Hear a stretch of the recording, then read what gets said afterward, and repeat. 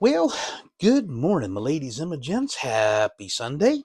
Uh, I'm going to do this thing here at Bootleggers Ball, finally starting. Bootleggers Ball group build, hosted by Tiffany at Dirt Road Cinderella and Kyle over at RKD Scaleworks. And it's over on Facebook. Go to the search engine, look up Bootleggers Ball in the search engine on Facebook, and you'll pull up the page. So anyway, this is what I'm doing. I am indeed doing the Mack truck. I thought I would do this one. I thought, well, let's just do this one because it's something simple. And yeah, so it's not going to involve a lot of extra stuff. It's not going to involve a lot of fitting and farting and splicing and all of that, and cutting out and all this. It's just going to be a straight up box build until I get to looking at it. Did a little bit of research trying to figure out just kind of the paint combinations of the 1926 Mack. And I discovered something interesting. The origins of the Bulldog.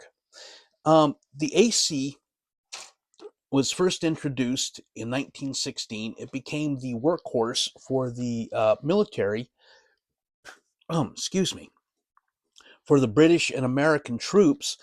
And because of its distinctive nose, you can see the hood here, and because of its tenacity, you couldn't kill it.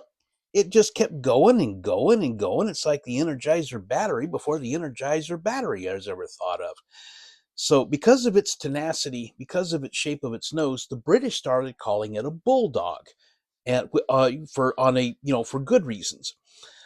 And so the American Mack company thought, hey, that's kind of neat. And because now everybody was talking about the Mack AC as the Bulldog, well, they kind of ran with it.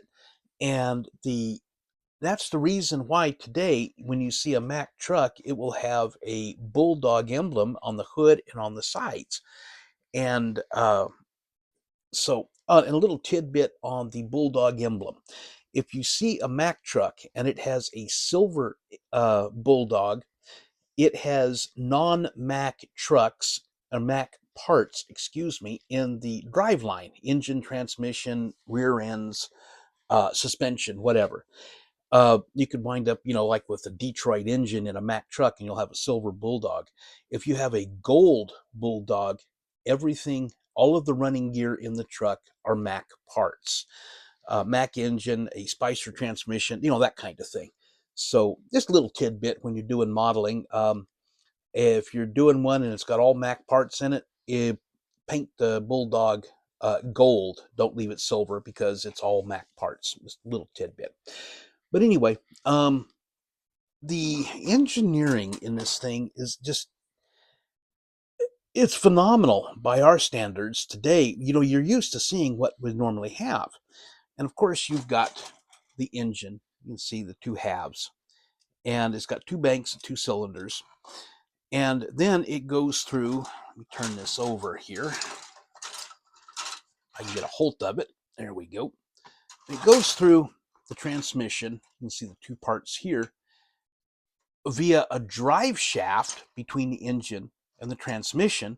And then it's essentially a transaxle that has the power coming out to the frames that then go to a sprocket here on either side going to the rear axle. And that's how it was driven. And depending on the model, you had a whopping 40 to 75 horsepower out of this big old engine. The radiator is, well, here's your hood. right here is where the cab is. The radiator's back here behind the engine, up against the firewall under the dashboard. That's where the radiator was. So, yeah, I mean, but what I'm going to do with this is I'm going to make it as basically as a log wagon. And because of the various parts, I may not make it as a log truck, but it's on this part here. You can see it's got little bits here, and it's to put the log bunks. That's basically the boards that you set the logs on, and it's got them. And I'm debating whether I want to put them on or not, or leave it just as a flatbed. And I may just do that. And but I'm going to take and put some get some material together and either use some glue or sew it and maybe stuff it. Been collecting cotton from medicine bottles and stuff a little bit of cotton in the bags to kind of fluff them up and make them like sugar bags, and maybe get some tubing and throw it on the back there. Some of the bent tubing that I've used in the past. It's really no good for anything else. I may cut it off and throw it on there for a little bit of the tubing for the still. So, but anyway, enough of that. I went looking. First of all, I have the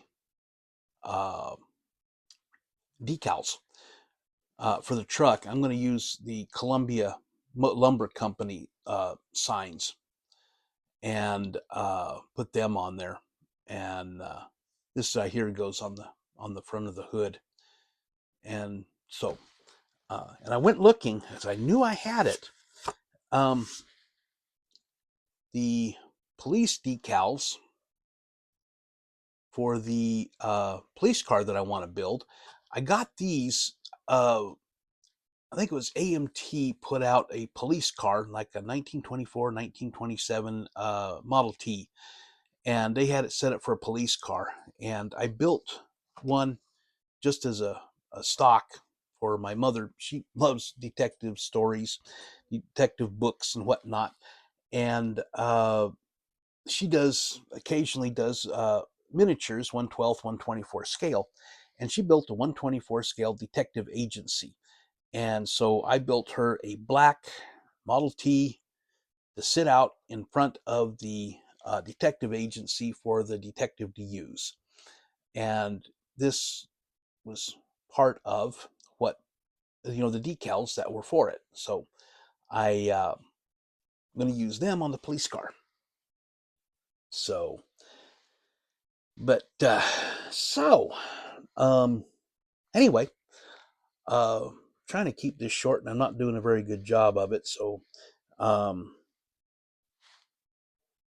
I guess I'm just going to go ahead and finish this up. Be sure and go visit vcgresins.com.